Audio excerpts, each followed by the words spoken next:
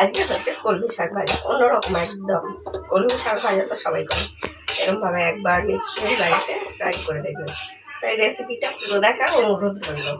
দেখবেন একদম ঘরে থাকা জিনিস দিয়ে তিন চারটে জিনিস দিয়ে একদম হয়ে যাবে এরকম দুর্দান্ত স্বাদের একটা কলমি শাক ভাজা। আর দেখতে দেখতে একটু লাইক করে দেবেন, কমেন্ট করবেন, শেয়ার করতে ভুলবেন না।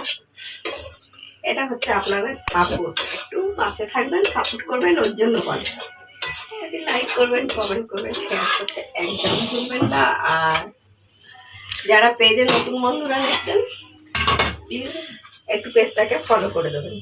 আর যারা ইউটিউবে দেখছেন চ্যানেলটি সাবস্ক্রাইব করে দেবেন, পাশে থাকা বেল আইকনটি ক্লিক করে দেবেন যাতে আমার ভিডিও এলে আপনাদের কাছে সবার আগে পৌঁছায়। আর গরমের সময় এরম গরম গরম ভাতে একটা কলমি শাক ভাজা যদি এরমভাবে হয় আর কোনো কথাই হবে না। টাটকা কলমি শাক ভাজা হবে। চল দিদাকে কুচাতে দিই। দিদা কুচিয়ে নি।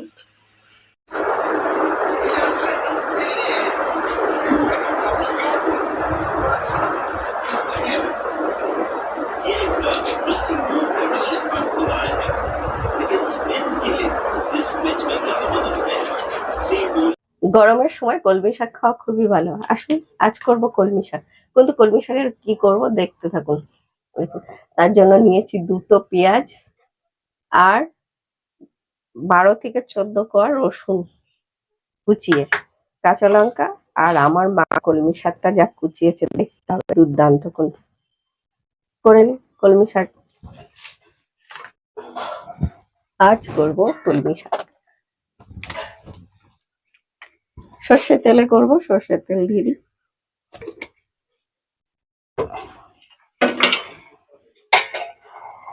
গরমের সময় শাকপালা খাওয়া খুবই ভালো। দিয়ে দেবো রসুনটা আর পেঁয়াজ। পেঁয়াজ রসুনটা আমরা ভেজে নেব। সাদা তেলেও করা যায়, এটা সাদা তেলেও ভালো লাগে কলমি শাক ভাজা। এরকম ভাবে ভাজাটা করলে খুবই সুন্দর হয় খেতে। এটা আমার মা করে এরকম ভাবে, খুব ভালো লাগে। এটা আমার মায়ের রেসিপি।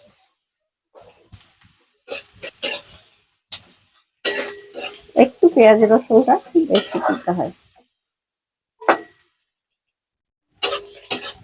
পেঁয়াজ রসুনটা বেশ একটা লালচে লালচে কালার আসবে,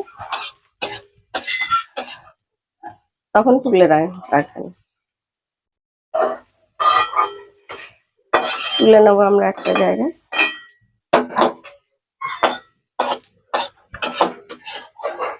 খুব পুড়িয়ে ফেলবেন না, হালকা বেশ কালারটা হবে।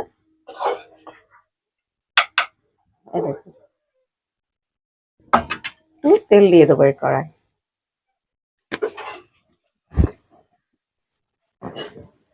দিয়ে দেবো কালো জিরে আর 2টো শুকনো লঙ্কা দিয়ে বেশ গন্ধ বেরোবে কালো জিরা শুকনো লঙ্কা, তখন দিয়ে দেবো শাকটা। মনে হচ্ছে কতটা স্বাদ, কিন্তু শাক রান্নার পরে চলেই যায়।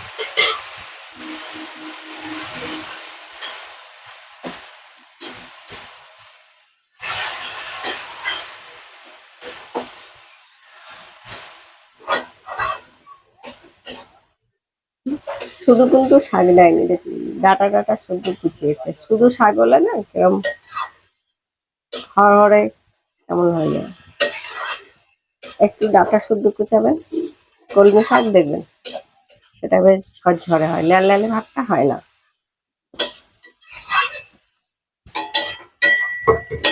এখানে ঢাকা দিয়ে দেবো, 4 থেকে 5 মিনিট ঢাকা থাক। 5 minutes later.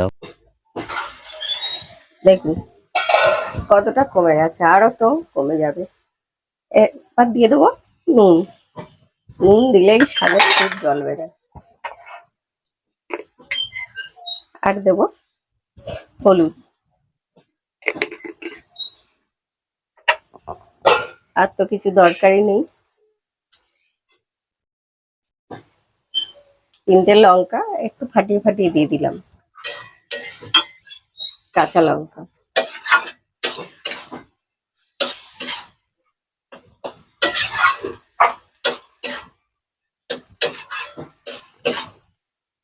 নুন আর হলুদটা ভালো করে শাকের সঙ্গে নেড়ে মিশিয়ে নেব।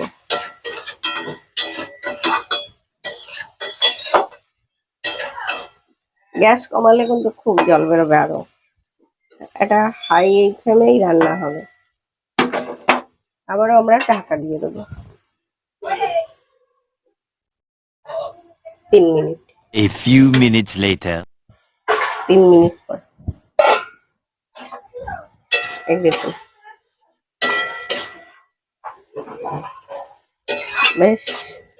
এবার কিন্তু আমরা নেড়ে নেড়ে এটা ভালো করে ঝরা ঝরা করে নিতে হবে।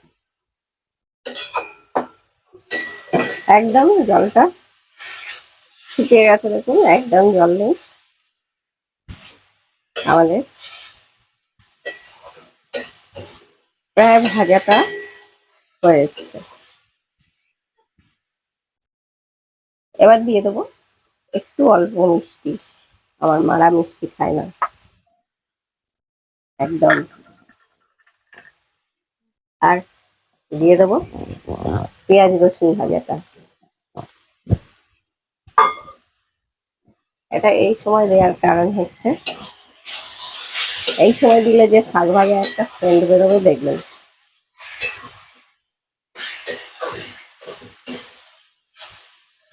দেখতে দেখতে একটু লাইক করে দেবেন, কমেন্ট করবেন, শেয়ার করতে একদম ভুলবেন না। আর যেসব বন্ধুরা পেজের নতুন দেখছেন তারা পেজটিকে প্লিজ ফলো করে দেবেন। আর যারা ইউটিউবে দেখছেন চ্যানেলটি সাবস্ক্রাইব করে দেবেন।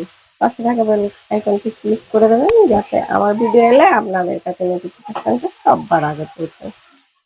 যার জন্য আর কে কোথা থেকে কমেন্ট করছেন প্লিজ একটুখানি জানিয়ে দিলে ভালো হয়।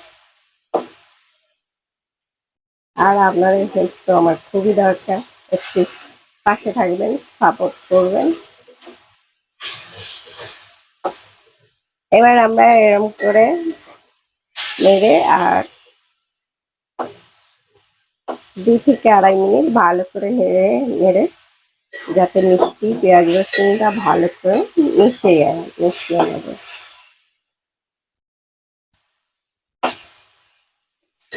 এরকম ভাবে কলমি শাকটা করলে খুবই টেস্টি হয়।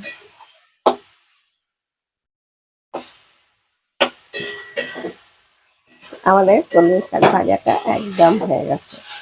এটা তো কথাই নেই, গরম গরম ভাতের সঙ্গে ভীষণ ভালো লাগে। একবার হলেও বাড়িতে ট্রাই করবেন এইভাবে। হয়ে গেছে কলমি শাক ভাজা।